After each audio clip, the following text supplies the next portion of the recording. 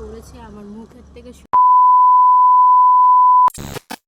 Hello everyone, তোমাদের সবাইকে জ্যোতি ব্লগসে স্বাগত জানাই। তোমরা সবাই কেমন আছো? আশা করছি ভালো আছো এবং আমিও কিন্তু বিন্দাস আছি।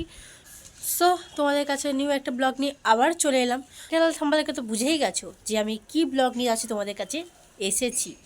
তো তবু তোমাদের বলে দিই, আমি আজকে তোমাদের কাছে এসেছি আমার বার্থডে ব্লগ নিয়ে। তো বার্থডের দিনকার আমি কি কি করলাম না করলাম, কি হলো না হলো, সেইগুলো আছে ছোট্ট একটা ব্লগে আমি তোমাদের সাথে শেয়ার করতে চলেছি। তো তোমরা স্কিপ না করে ফুল ব্লগটা দেখো। আর আই এম ভেরি সরি, ব্লগটা দিতে অনেকটাই লেট হয়ে গেছে। নভেম্বরে আমার বার্থডে হয়েছে, আমি ফেব্রুয়ারিতে এসে তোমাদেরকে ব্লগটা দিচ্ছি। বুঝতে পারছো তাহলে আমি কতটা কুঁড়ে হয়ে গেছি আর কি। তো যাই হোক, এইসব কথা তো বাদ দাও, তোমাদের সাথে আমি বার্থডে ব্লগটা শেয়ার করেছি।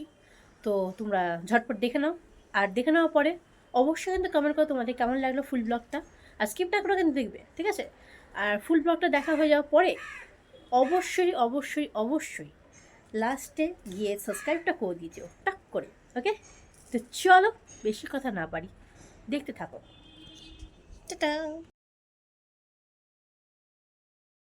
তো গাইস, আমার বার্থডে দিনকার ব্লগ আমি বিকেল থেকে স্টার্ট করেছিলাম এবং আমার মুখ চোখ দেখে বুঝতে পারছো সবে ঘুম থেকে উঠেছি। আসলে আমি না জানতাম না যে আমার বার্থডে সেলিব্রেট হবে।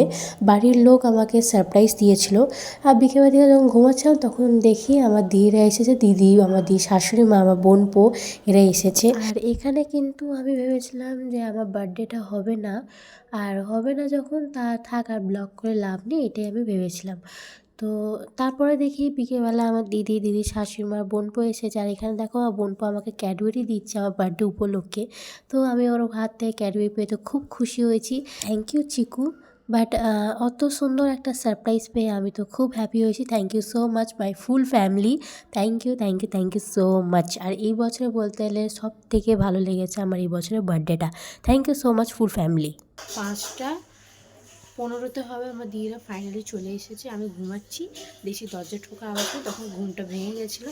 তো ঘুমটা ভেঙার পর দেখি আমার দিদিভাই, আমার বোনপো আর আমার দিদি শাশুড়িমা এসেছে। তো দিদিভাই এখন কী রান্নাবান্নার বিষয়ে কি জানি না ভাই, আমার তো ভাই সারপ্রাইজ দিয়েছে আমাকে, আমি কিছুই বুঝতে পারছি না। কিন্তু আমার দিদিভাই এখানে কিন্তু যাচ্ছে, এখন বাসনটা মাজছে, আর যেটা আমাদের রান্নাবান্না হবে আর কি, ও নিজের শ্বশুরবাড়িতে নিয়ে এসেছে। ও মাই গড, রান্না করার সব জিনিসপত্র। আর আমার দিদি শাশুড়িমা ও বোনপোকে নিয়ে নিচ হয়ে আছে।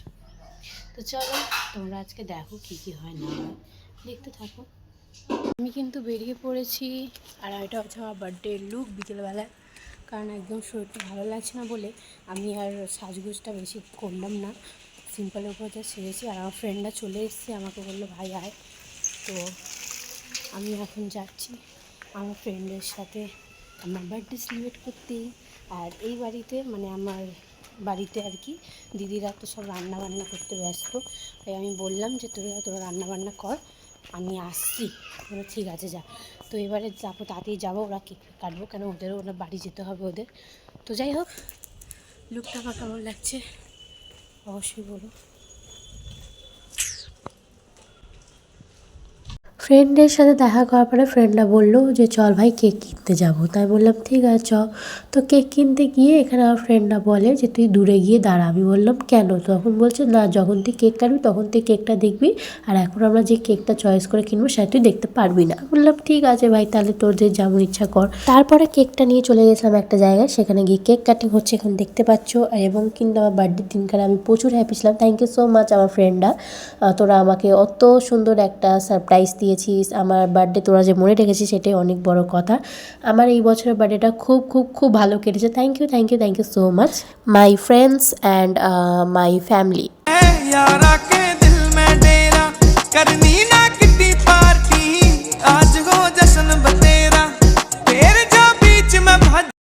গাইস, আমরা এখন কেক খাচ্ছি। এই যে তোমরা খাবে, নাও, খেয়ে নাও, খেয়ে নাও। আর এই যে একজন আছে, সে তোমার লজ্জা করে করে।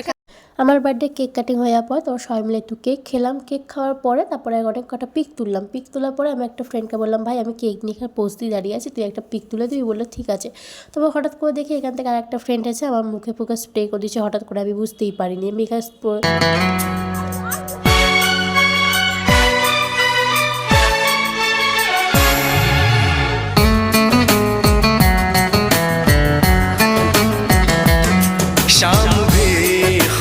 है पास महबूब है शाम भी खूब है पास महबूब है जिंदगी के लिए গাইস দেখো কি অবস্থা করেছে আমার মুখের থেকে শুরু করে পিছন থেকে এই যে ওদিকে দেখো একটু এই যে এই ভদ্র মহিলাটা।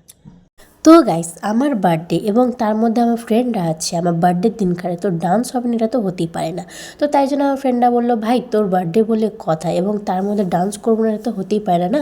তা আমি বললাম ঠিক আছে চ। তো একজনের ফোন থেকে গান চালানো হয়েছিল আর আমার ফোন থেকে ভিডিও করা হয়েছিল। তো দেখতে পাচ্ছি এখানে আমরা কত এনজয় করছি আর আমি তো এখানে কেক নিয়ে পাগলাদের মতো নিচেই যাচ্ছি। তো যাই হোক আমার তো ভাই বার্থডের দিনকে প্রচুর প্রচুর প্রচুর এনজয় করেছি।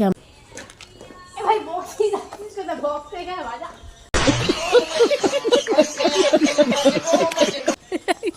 মানে যেন পুরো মাথা হয়ে গেছে।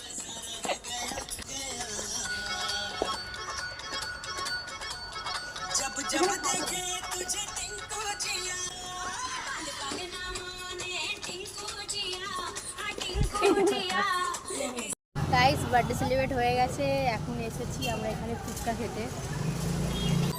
ঠিক আছে চলো আমরা ফুচকাটা খেয়ে কি হয়।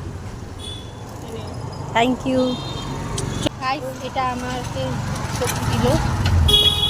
বার্থডে সেলিব্রেট হয়ে যাওয়ার পরে ফ্রেন্ডরা নিয়ে এদের বাড়ি চলে গেছিলো আর আমিও আমার বাড়ি চলে এসেছি দেখতে পাচ্ছ। আর মামাম পাপারাও চলে এসেছে আর এখানে দিদিভাই আর পিপি মিলে রান্না বান্না করছে আর আমার দিদি শাশুড়ি মা আর আমার থামি মিলে এখানে রান্না বান্না সব জোগাজাটি করে দিচ্ছে। চিকু চিকু और अभी तो रुको, क्लाइमैक्स अभी बाकी।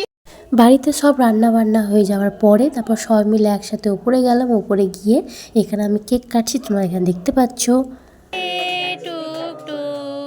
হ্যাপি বার্থডে মনি।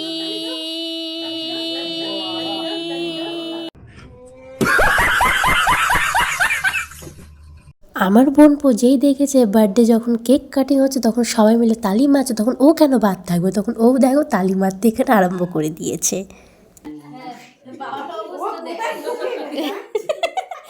ক্যামেরাম্যান গুলো হয়েছে দেখ সব। বাবা একবার এবার এরকম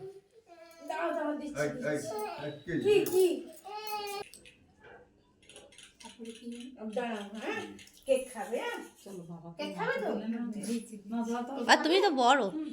ঠিক আছে কেক খাবে তো কেক। এখন ভিডিওটা অন করলে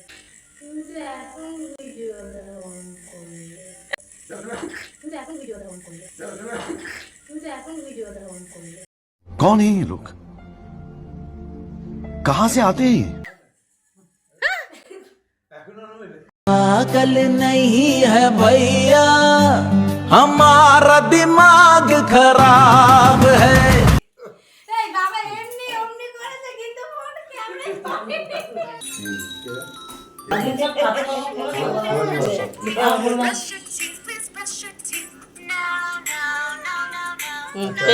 বার্থডে সেলিব্রেট হয়ে যাওয়ার পর দিদি শাশুড়িমাকে খেতে দিয়ে দেওয়া হয়েছিল, কারণ ওনারা অনেকটা রাস্তা যাবে এবং অনেকটা রাত হয়ে গেছে তাই জন্য, এবং জিজু আসতে পায়নি, কাজে ছুটি পায়নি।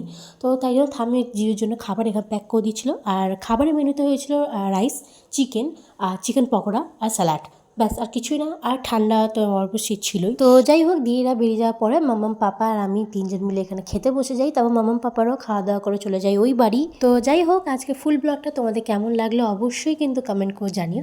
ভালো লাগলে অবশ্যই কিন্তু লাইক কমেন্ট শেয়ার সাবস্ক্রাইব করে দিও। আর হ্যাঁ যতক্ষণ আর নেক্সট ব্লগ নিয়ে আসছি তখন তোমরা ভালো থাকো আর সুস্থ থাকো। তো চলো আজকে tata, bye bye, love you all.